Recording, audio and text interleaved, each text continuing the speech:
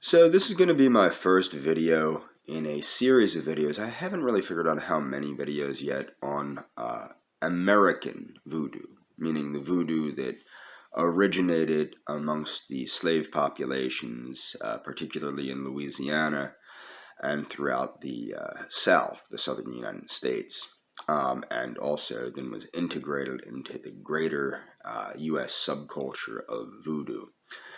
And also Santeria, Brujeria, and things of that nature.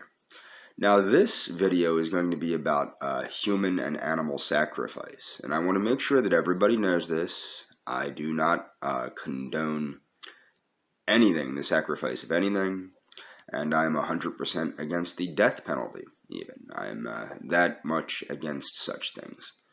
And I'm a vegan, primarily for ethical reasons, so that should get where I'm going there. But the thing is, when I was a kid, and I'm going to bring this up, and actually before I get started on this video, I did remember there was one aspect of Satanism, so there will be a sixth video on Satanism, entitled Satanic Sex, which is actually a part of the Satanic Bible. And I will be talking about that because it is a very misunderstood aspect of Satanism. And I will be dealing with that, but I wanted to start with this video because I did say I was going to, and I wanted to do so. But the thing is, when I was a kid, I had a weird upbringing in the sense that my father was a Satanist, not a very vocal Satanist. The thing that people don't understand, generally speaking with Satanism, there's no proselytization. Proselytization is one of the satanic sins. What's proselytization? It means trying to convert people to your way of thinking, which is another thing it shares with Judaism. Judaism does not proselytize. Remember, Anton LaVey was Jewish. There's no proselytization in Judaism. There's no proselytization in Satanism. So when you're, generally speaking, the original ideas of a satanic parent is not really to raise your kid in any particular point of view, but to allow them to have a good grounding and understanding in many points of view, and to use their own objective reasoning to make the choice that best suits them and best suits reality on reality's terms. That would be more or less the original way in which satanic parents parented. Not so much anymore, but that's the original concepts. So I believe there was actually a magazine called Satanic Parenting in the 90s and early 2000s, if I remember correctly. I might be wrong on that, but I've never seen it, but I do believe there was. I know the Cloven Hoof existed. But back into this. So my father was a Satanist, and my mother was Christian-y at the time. She eventually did reconvert to Catholicism. She was never actually a Catholic. Her parents converted to Presbyterianism due to a disagreement with the Catholic Church.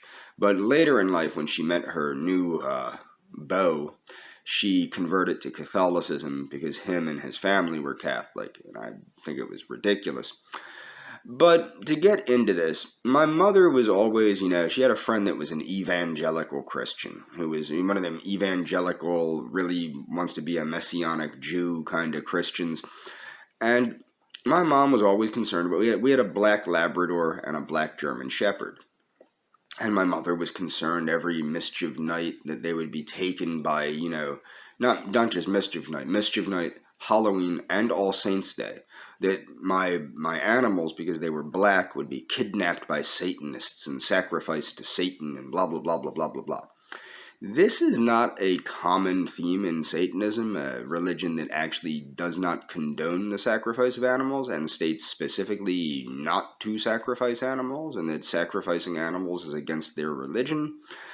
The same is true with human sacrifice, especially child sacrifice. Satanism is very much against both forms of sacrifice, animal and human, particularly of children. Children and animals are seen somewhat as the godhead of Satanism. Now, to get back into voodoo, in voodoo, there was a lot of, one of the particular animals that is actually sacrificed in voodoo is a black cat. People might know that I have a black cat, and I love her very much. And I find that detestable, okay? Also, they would, various chickens would be ripped to bits. They would eat these things raw. Like, this is the thing, when voodoo first came about, and probably still to this day throughout some parts of the world, including Louisiana and including parts of the South, it is a very, very raw religion. And by raw, I mean in its most animalistic sense. It is a very raw religion straight out of West Africa.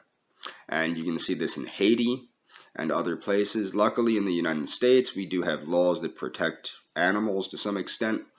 But animal sacrifice is not unique to voodoo or Santeria or brujeria or any of these religions. Animal sacrifice goes back well into the ancient world, into antiquity, into ancient Rome, into ancient Greece, into ancient Scandinavia, into ancient the Celtic regions of Europe, Celtia, all throughout the Slavic regions, into Mesoamerica, into the Andean regions, into the North American, like the Great Lakes region of the United States, or what is now the United States, but at the time was not the United States.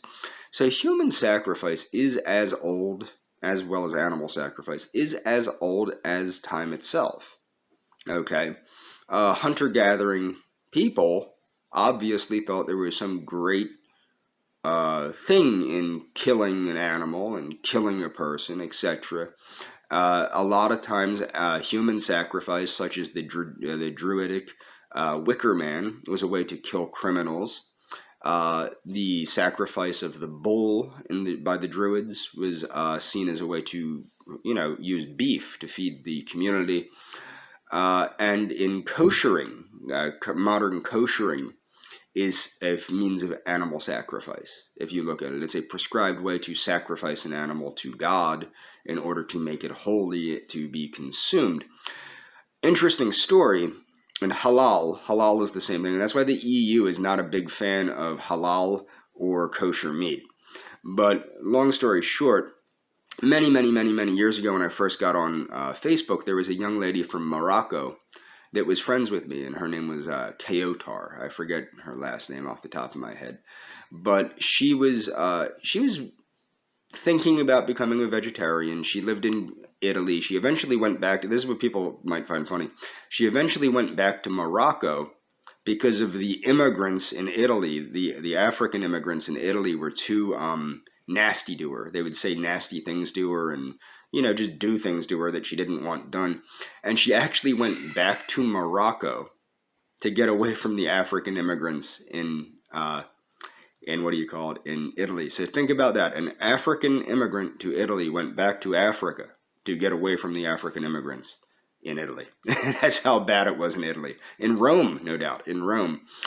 But I got her to change from being an omnivore to a vegan, a straight vegan. As soon as I showed her the halal practices of how they slaughter halal meat. And she said, no, there's no way that she can justify eating such meat ever again, because it was, just absolutely, it was just deplorable to her. But you also have animal and human sacrifice in the Scandinavian cultures of Blut, very much so in the Andean and Mesoamerican cultures. And I think what really makes people sick regarding voodoo and Santeria and these things is because, and this is the thing, in the Andean and Mesoamerican civilizations, although I do know on good authority, I have a friend that worked in Border Patrol, and they busted some drug guy that was, whatever, it was actually a human trafficking / drug thing, and they kicked in the door of this shack. And there was all sorts of animal sacrifices and even human sacrifices from what this guy told me. And I believe him. I believe him because he's a good authority. He worked for Border Patrol for many years. And I believe what he says. And he was like, whoa, this really does go on in Mexico and what have you. On the U.S.-Mexican border it goes on, he said. And God only knows what's going on there now with all the Haitian migrants. You know what I mean? So who knows? But the thing is, I think what really disturbs people about the whole voodoo and Santeria and brujeria this is going on now. This isn't going on 1,000 years ago or 100 years ago even. This is going on right now, okay? And I think that's what's so disturbing to people. And also in Liberia, I'll get into that in a second, but I think what people don't understand, in the Mesoamerican and Andean cultures, when the Spanish brought Christianity, they replaced the human sacrifice, the sacrifices to Inti and the sacrifices to Quetzalcoatl, etc. They replaced that with the paten, the mass. They replaced it with the bread and wine of the mass. And the Spanish really did do a lot to liberate the other indigenous groups that lived under the reign of the Incan and Aztec empires, and would be the Mayan Empire, except the Mayan Empire was kind of waning by the time that the Spaniards got into Mesoamerica. So the thing is, the Spaniards really did do a lot, and Christianity really did do a lot to help domesticate the Mesoamerican and Andean civilizations, and actually preserved their cultures quite a bit through mixing it with Christianity. So it's very interesting how that worked out. But right now, you have things that are going on in places like Haiti, probably in Louisiana, probably in the southern United States, definitely in African countries, where you see human sacrifice and cannibalism and things like this going on a regular basis. And even throughout the United States, you still see animal sacrifices going on. I don't know if I can find a link, but maybe like 5-6 years ago, there was a Hispanic gentleman that got caught because he was a Santeria practitioner, which means the way of the saints or whatever, and he was sacrificing animals in his home and, selling gree-grees and things of that nature. I don't know if they call them gree-grees in Santeria, but in voodoo they're called gree-grees. What a gree-gree is, it's a magical formulation put into a pouch that is worn or kept on the individual for a specific magical purpose, what would be called an amulet or a talisman in the Western magical tradition, and it's still an amulet or a talisman. But it's a recipe of different herbal, like different vegetable matter and different animal matter that's combined for its magical properties to impart that onto the bearer of the gree-gree. And this gentleman, I believe he was Mexican. I don't know that for sure. He could have been Puerto Rican for all I know, but I do remember that he was very Hispanic. His name was very Hispanic, and he appeared very Hispanic when they were arresting him. So that's what I remember from that, and that took place just a couple years ago right where I live. And these things are going on right now, and I think that's what's so disturbing to the public. And same thing with Brazil. There's been human sacrifices in Brazil by these cultists and things like that. So I think that's what makes it far more disturbing than, reading about, oh, well, there were sacrifices to Zeus, there were sacrifices to this, that. And also in Islam, there are still sacrifices, animal sacrifices that take place in Islam. During the reign of Isis, there was a lot of human sacrifices that took place. They called them executions, but as I said, the ancient Druids would burn, like nasty, nasty people, they would burn them alive, and ISIS was doing that. And these things are not cohesive to a civilized society.